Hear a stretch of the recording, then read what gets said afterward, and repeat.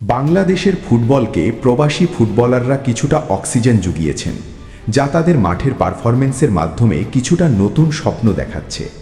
জামাল ভুঁইয়া, তারিক কাজী, হামজা চৌধুরী, কাজিম সাদের মতো খেলোয়াড়রা দলের মান বাড়িয়েছেন এবং দর্শকদের আগ্রহ ফিরিয়েছেন। তবে অনেকেই মনে করেন এটি দীর্ঘমেয়াদী সমাধান নয়, বরং দেশের ফুটবল অবকাঠামো উন্নয়ন ও তৃণমূল থেকে খেলোয়াড় তুলে আনাই আসল সমাধান।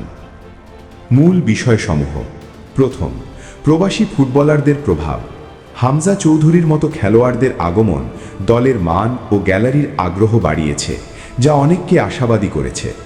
দ্বিতীয়, সার্বিক দশা।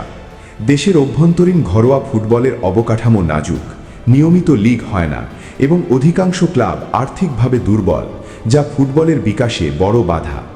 তৃতীয়, মতামত। কয়েকজন প্রাক্তন তারকা ফুটবলার মনে করেন শুধু প্রবাসীদের ওপর নির্ভর করলে দেশীয় প্রতিভা বিকাশের সুযোগ কমে যেতে পারে, যা ফুটবলের জন্য দীর্ঘমেয়াদী ক্ষতিকর। চতুর্থ, ভবিষ্যৎ।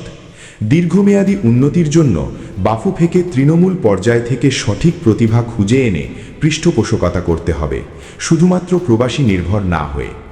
সংক্ষেপে, প্রবাসী ফুটবলাররা বর্তমানে দলের পারফরমেন্সে ইতিবাচক প্রভাব ফেললেও দেশের ফুটবলের সার্বিক উন্নতির জন্য সামগ্রিক কাঠামোগত পরিবর্তনের কোনো বিকল্প নেই। আপনার কথার সাথে দেশের অনেক ফুটবল প্রেমী একমত হবেন। গত কয়েক বছরে প্রবাসী ফুটবলারদের অন্তর্ভুক্তি বাংলাদেশ জাতীয় দলে নতুন প্রাণ সঞ্চার করেছে, এটা অস্বীকার করার উপায় নেই। প্রবাসী ফুটবলাররা কেন গুরুত্বপূর্ণ হয়ে উঠেছেন? ১. পেশাদারিত্ব ও টেকনিক। ইউরোপ বা উন্নত বিশ্বের একাডেমিতে বড় হওয়া ফুটবলাররা যেমন জামাল ভুঁইয়া, তারেক কাজী বা সাম্প্রতিক সময়ের হামজা চৌধুরী নিয়ে উদ্দীপনা, টেকনিক্যালি এবং শারীরিকভাবে অনেকটা এগিয়ে থাকেন। ২. মানসিকতা। বড় লিগে খেলার অভিজ্ঞতা তাদের মধ্যে যে জয়ের মানসিকতা তৈরি করে, তা স্থানীয় ফুটবলারদেরও অনুপ্রাণিত করে। ৩. ফুটবলের জোয়ার।